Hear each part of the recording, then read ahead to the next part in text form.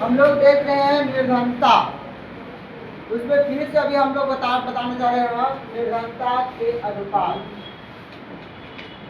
भारत में निर्धनता को आकलन के लिए बहुत सारी विधियां हैं। हम देख रहे हैं कि भारत में निर्धन लोगों की संख्या बढ़ रही है लेकिन उसका रेशियो घट रही है। अब यहाँ देखेंगे कि भारत में निर्धनता के अनुपात को मापने के लिए निर्धन लोगों की संख्या और उसके अनुपात को हेड काउंट रेशियो कहते हैं। याद रखना, हेड काउंट रेशियो क्या है? तो भारत में जितने निर्धन लोग हैं और उसकी जो संख्या है, निर्धन लोगों की संख्या और उसके अनुपात को हेड काउंट रेशियो कहते हैं।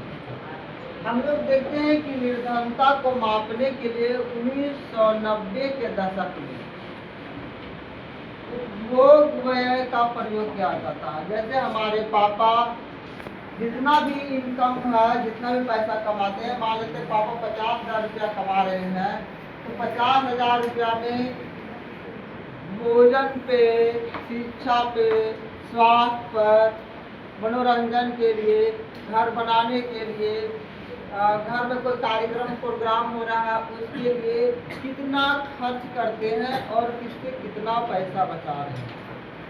अधिक उपभोग पर अधिक खर्च हो रहा है और बचत भी हो जा रहा है, तो हम निर्धनता रेखा से ऊपर हो जाते हैं।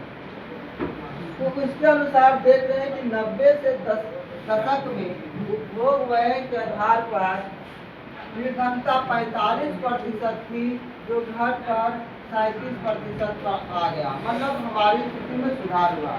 फिर भी जनसंख्या की बात करें तो संख्या देखते हैं अभी भी उपभोग व्यय से 40 करोड़ लोग ग्रसित है। 40 करोड़ लोग अभी भी निर्धन है 90 की दशक के अनुसार।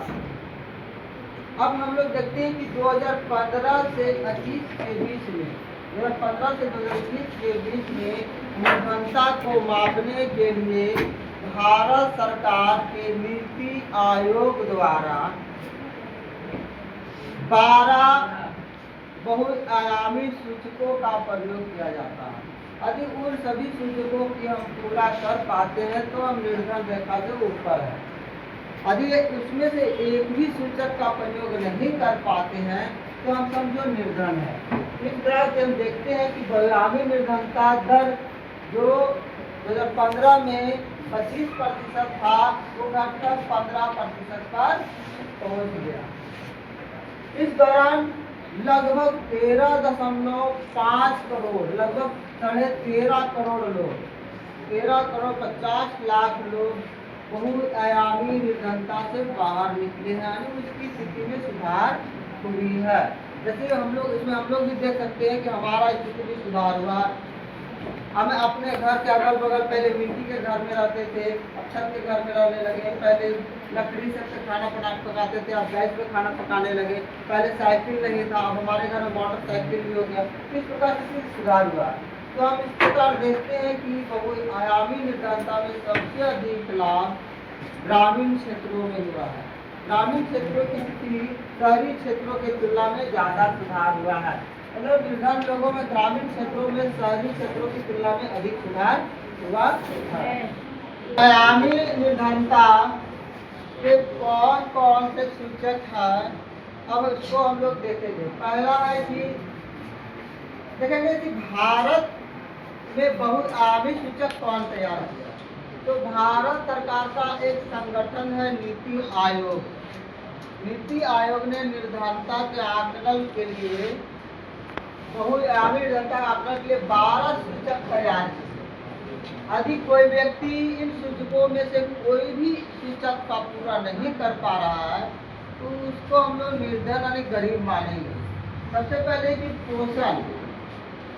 यदि किसी के घर में, कोई भी आदमी के घर में 0 महीना से 65 महीना तक का कोई बच्चा या 15 साल से 49 साल तक की कोई महिला या 15 साल से 54 साल की उम्र के बीच का कोई पुरुष कुपोषित पाया गया मतलब उसका शरीर कमजोर पाया गया, उसको वही से भोजन नहीं मिल पा रहा है, तो उस घर को बहुआयामी निर्धनता में गिना जाएगा, नहीं गरीब माना जाएगा। उसके बाद है कि बाल किशोर मृत्यु दर। यदि किसी के घर में 5 वर्ष की अवधि के दौरान लगातार अभी मरा, फिर 5 साल के बाद फिर कोई बच्चा मरा, 5 साल की अवधि के दौरान 18 साल या उससे कम उम्र के बच्चे की घर में मृत्यु हो जाती है। जैसे एक बच्चा का मृत्यु हो गया, छोटा बच्चा हो या बड़ा बच्चा मृत्यु हो गया, उसके 4 से 5 साल के अंदर फिर कोई बच्चा का मृत्यु हो जा रहा है, तो इसका मतलब इसके घर में कमी पैसा की उतना आय नहीं है कि डॉक्टर को दिखला पाए, जिससे वाले बच्चों की सब मृत्यु हो जा रही है, कुपोषित शिकार है, इसलिए उसको भी गरीब माना जाएगा। तो उसके बाद हम लोग देखते हैं कि मातृस्वास्थ्य। यदि कोई महिला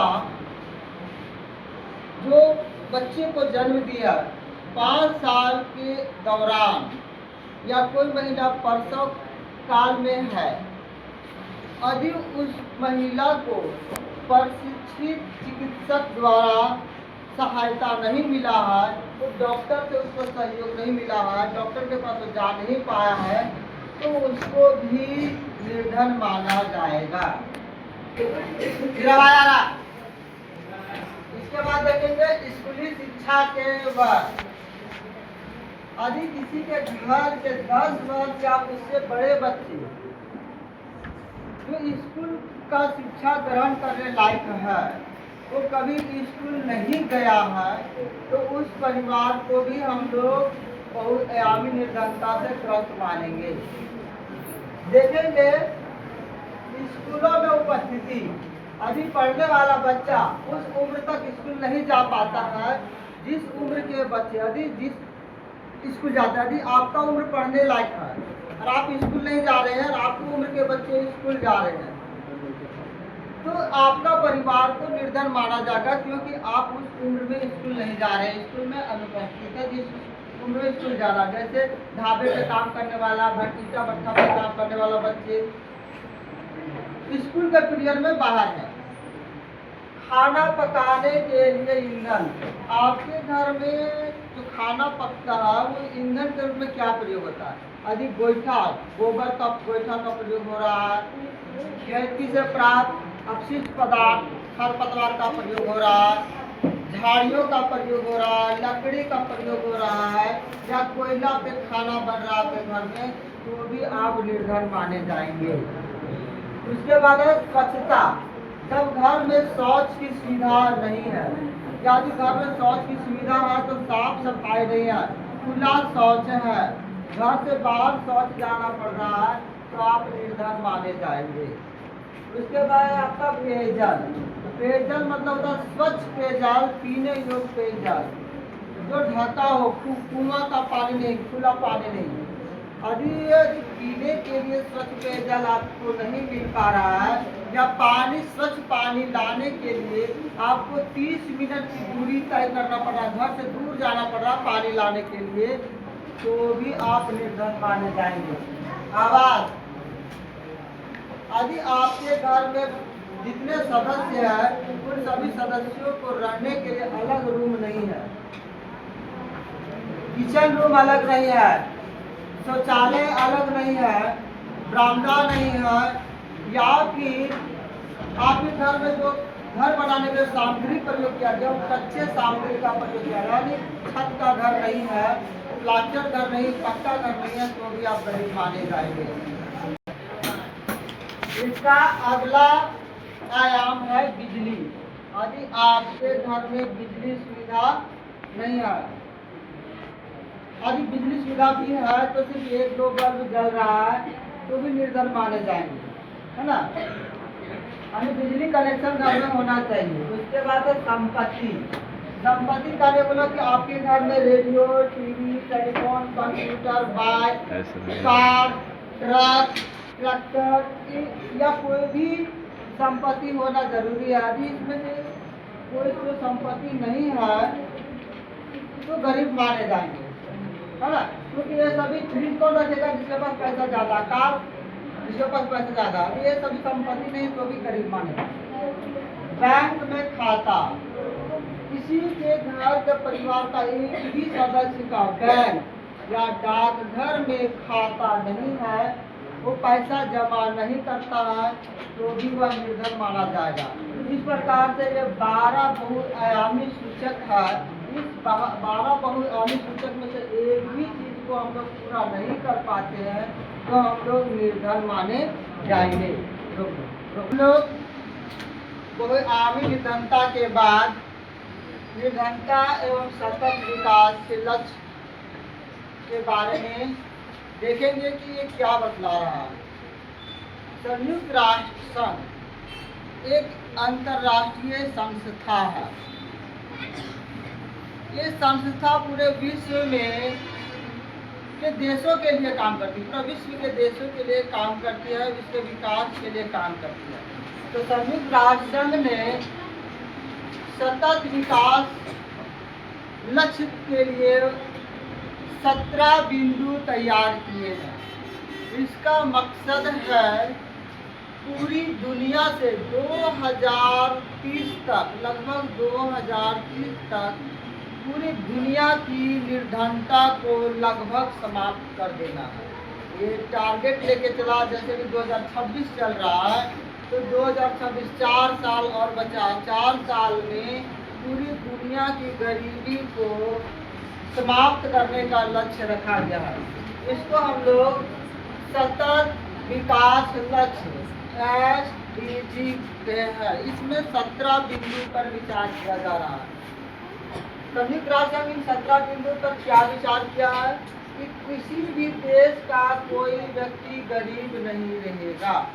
इसके लिए संयुक्त राष्ट्र गरीब देशों को फंडिंग करता है, उसको अनुदान राशि देता है देश की गरीबी को समाप्त करने के लिए। भारत को भी विश्व बैंक के माध्यम से बहुत सारे पैसे प्राप्त होते हैं भारत की गरीबी को दूर करने के लिए।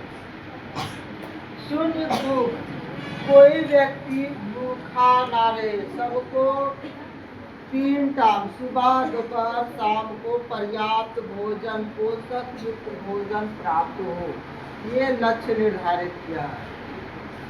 अच्छा स्वास्थ्य एवं खुशहाली, सभी व्यक्ति का जीवन खुशहाल हो, सभी स्वस्थ हो, सभी को मेडिकल फैसिलिटी अवेलेबल हो, बीमारी से यदि किसी प्रकार ग्रस्त होते तो तुरंत उसको चिकित्सा सुविधा उपलब्ध हो, ये चीज को टारगेट किया जाता है ताकि निर्धन ना रहे। गुणवत्ता की शिक्षा, चौथा पॉइंट बता रहा है सतत विकास लक्ष्य में सभी को गुणवत्तापूर्ण शिक्षा मिले। गुणवत्तापूर्ण शिक्षा मतलब हमारे जीवन को जीने का सही तरीका होता है। हमको जिस चीज की जरूरत हो उस तरह की पढ़ाई दिया जाए, ट्रेनिंग दिया जाए, प्रशिक्षण। ये नहीं केवल किताब रट्टू पढ़ाया जाए और पढ़ने के बाद हमारा सारा पढ़ाई बेकार, किसी काम का BA MA कर लिए, ऐसी नहीं। कौशल विकास पे ध्यान दिया जाएगा, ट्रेनिंग पे ध्यान दिया जाएगा, टेक्निकल पढ़ाई पे, ताकि कोई व्यक्ति बेरोजगार ना रहे। लैंगिक समानता, लैंगिक समानता मतलब पूरे विश्व में महिला और पुरुष की अनुपात को बराबर करना। जन्म लेने वाले महिला बच्चे और जन्म लेने वाले पुरुष बच्चे दोनों की अनुपात बराबर हो। अगला पॉइंट है स्वच्छ जल एवं स्वच्छता, पीने के लिए स्वच्छ जल, ढके हुए जगह से जल पीना है, खुला कुआं से, नदी, तालाब, ये सभी जलों से नहीं पीना है। या फिर स्वच्छ जल हमको अपने क्षेत्र से 30 मिनट दूरी तक दूर लाना, लगभग आधा घंटा दूर लगता आने और जाने में, उतना दूर से भी हम लोग लाते तो निर्धन माने जाएंगे। मतलब हमको जल घर के आसपास या हमारे घर में पीने लायक जल उपलब्ध हो। सस्ती एवं स्वच्छ ऊर्जा, सस्ती ऊर्जा, सौर ऊर्जा में नेचुरल है, प्राकृतिक है, तो सौर ऊर्जा को इतना विकसित करना है कि सभी को सस्ता ऊर्जा मिल सके। अभी बिजली बिल बहुत ज़्यादा महंगा हो जाता है क्योंकि हमारा ऊर्जा प्राप्त करने के जो तरीका है वो उतना डेवलप नहीं है। तो हमको स्वच्छ ऊर्जा प्राप्त करना, कोई प्रदूषण ना फैले, इसके पर विकास पे ध्यान देना है ताकि सबको ऊर्जा मिल सके, किसी को भी इससे अछूता ना रहे। अच्छा काम और आर्थिक विकास, जब हमको अपने मन के अनुसार काम मिलेगा, जिस काम में हमको मन लगता है, जबरदस्ती धकेलने से काम मन से नहीं होता। अभी हमको पढ़ाने का मन कर रहा है, तभी हम इसमें आए, तो हम क्या कर सकते हैं कि पूरा तन मन से पूरा ध्यान लगा के, कोई भी बच्चे ज्ञान से अछूता ना रहे, इस प्रकार का टारगेट लेके चलते, सबको सिखाने का अवसर हमको मिलता हो। यदि हमको मन लगता है तो, अगर मन नहीं लगेगा तो क्या काम है। तो सरकार को ये लक्ष्य रखा गया है कि संयुक्त राष्ट्र संघ के द्वारा कि ऐसा काम सभी को उपलब्ध करा जाए जिससे मन लगे, और मन लगेगा तो निश्चित है कि उसका विकास भी होगा, आय में वृद्धि होगी। उद्योग, नवाचार और बुनियादी ढांचा, हमारे देश में, हर देश में इतना उद्योग बढ़े, नवाचार टेक्निकल इतना बढ़े, टेक्नोलॉजी बहुत ज़्यादा विस्तार हो। देख रहे हैं मोबाइल पैकेट में छोटा मोबाइल, एंड्रॉइड मोबाइल अगर 5G आ गया, 5G के बाद 67 या 10G तक भी जा सकता है। तो इतना विकास किया जाए कि हर काम सुविधापूर्ण हो सके। और आवश्यक बुनियादी ढांचा मतलब जो हमें जरूरी चीज़ है उसके काम किया जाए। असमानताओं में कमी, असमानता बहुत प्रकार के होता है, जाति आधार पर हो जाएगा, अमीरी गरीबी के आधार पर हो जाएगा, लिंग के आधार पर हो जाएगा। तो लिंग असमानताओं को समाप्त करना है, दूसरी लिंग पुलिंग समान है। जाति के आधार पर कोई ऊंच जाति कोई नीच जाति नहीं हो, सब समान हो। आय के आधार पर समानता, बहुत अमीर बहुत गरीब, आय के कारण से भी लड़ाई झगड़ा होता है। तो इन सभी असमानताओं को भी समाप्त करने का लक्ष्य रखना है। टिकाऊ शहर और समुदाय, एक ऐसे शहर को विकास करना है जो लंबे समय तक चले, यदि आज बाजार उजड़ गया, एक ऐसा शहर बसाना जो आपसी मेल जोल सहयोग से रहे, अच्छे समुदाय का विकास हो, भाईचारा की भावना से हो, सब एक साथ काम करे, ऐसा शहर का विकास और समुदाय का विकास।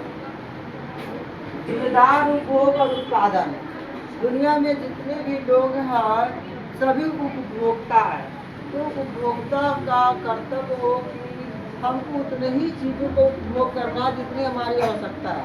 बेकार के चीज़ें, दूसरे वाले चीज़ों को नष्ट नहीं करना। या जैसे हम खाना थाली में लेते हैं तो हम उतना ही खाना खा लेंगे जितना हम खा सकते हैं। एक्स्ट्रा खाना लेने से बर्बादी होगा, तो दूसरा का खाना बर्बाद हो रहा है, तो बचेगा तो दूसरा यूज करेगा। तो हमको एक जिम्मेदार उपभोक्ता बनना, हमारी इतनी आवश्यकता है उतने ही प्रयोग, यानी किसी के पास 50 को कपड़ा पहनने के लिए, किसी के पास 1 को कपड़ा नहीं। तो हमको अपनी आवश्यकता पर ध्यान देना कि हमारी आवश्यकता कितनी है, उतने ही प्रयोग कर रहा है, नष्ट नहीं करना बेकार चीज़ें। उत्पादन, और उत्पादन पे भी ध्यान देना है कि जिस चीज़ों की आवश्यकता है, लोगों में जिस चीज़ की मांग है उस चीज़ को बनाया जाए, तभी हमारा विकास होगा। जलवायु कार्यवाही, अभी देखिए ग्लोबल वार्मिंग की समस्या आ रही है, हमारा जलवायु बहुत गर्म होते जा, पर्यावरण गर्म होते जा रहा, वर्षा कम हो रही है, वन कट रहे हैं।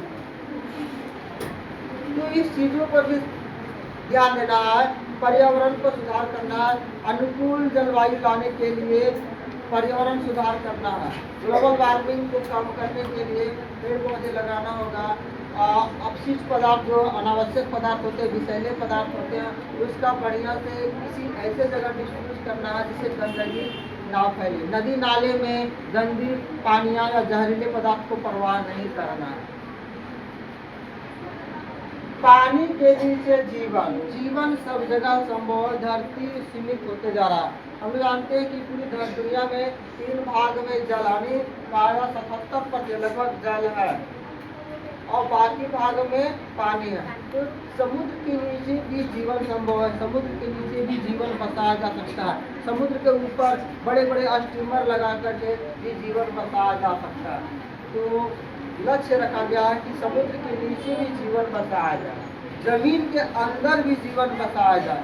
तो हमारा टेक्नोलॉजी बढ़ेगा तो हमारे रहने की जो जगह हो, आबादी बढ़ रहा है तो जगह चाहिए। समुद्र के बहुत अपार जगह है, वहाँ पर जीवन संभव हो जाएगा। तो हमारे लिए क्या होगा, बहुत सुविधा होगा। हमारे बहुत अधिक जगह मिल जाएगा, पर्यावरण भी अनुकूल रहेगा, घूमने फिरने की भी जगह बढ़ जाएगा। जमीन पर जीवन, जमीन पर तो सब लोग रह रहे हैं, लेकिन जमीन पर जो भी मनुष्य है, जीव जंतु है, उसको जीने का सही तरीका या उसके जीने का उम्र को बढ़ाना, मनुष्य का जो जीने का तरीका, स्वस्थ जीवन बिताना, सबको रहने के लिए अच्छी जगह घर मिले, विकास करना, शांति, न्याय एवं मजबूत देश का विश्व में शांति और न्याय, किसी के साथ किसी प्रकार की भेदभाव ना हो, सबको न्याय मिले, किसी के पास अन्याय ना हो, और मजबूत संस्थाएं का निर्माण करना ताकि देश आपस में मिलकर काम करे। लक्ष्यों के लिए जिम्मेदार, अब ये सबसे अंतिम पॉइंट है कि जितना भी लक्ष्य निर्धारित किया है तो सभी देश को जिम्मेदार होना पड़ेगा, सभी देशों को अपना कर्तव्य को निर्वाह करना होगा। ये जो लक्ष्य दिया गया उसका हम लोग सही से पालन करें, तभी हम ये सभी लक्ष्यों, बाकी 16 लक्ष्यों को प्राप्त कर सकते हैं। तब तक हम लोग अभी हम लोग 2030 तक अपनी गरीबी को हटा पाएंगे। अब ये देखेंगे भारत में निर्धनता के कारण, प्रमुख कारण क्या क्या है कि भारत गरीब अभी भी बहुत है, बहुत निर्धनता से ग्रसित है। इसमें से सबसे शुरुआत होती है हमारे देश की आज़ादी से। जब हमारा देश आज़ाद हुआ उससे पहले भारत में ब्रिटिश शासन था, और ब्रिटिश शासन में औपनिवेशिक प्रशासन के कारण उसमें आर्थिक विरोधन किया गया, उसके विकास पे ध्यान नहीं दिया गया, सिर्फ अपनी स्वार्थ के लिए काम किया, जिससे भारत की अर्थव्यवस्था नष्ट हो गई। दूसरा चीज क्या कि भारत औपनिवेशिक सरकार ने अपने लाभ के लिए भारत के हस्तशिल्प को नष्ट कर दिया, जिसके कारण से आप बेरोजगारी फैला, और बेरोजगारी के कारण से निर्धनता का विकास हुआ, यानी अधिक निर्धनता फैला। उसके बाद देखेंगे हमारे देश में हरित क्रांति का शुरुआत 1968-69 ईस्वी में हुआ था। इसका जन्मदाता MS स्वामीनाथन थे, आज पूछा गया था। तो हरित क्रांति का प्रभाव हमारे देश के सभी राज्यों में और सभी किसानों पर एक जैसा नहीं था, जिसके कारण से निर्धनता और ज़्यादा फैल गया।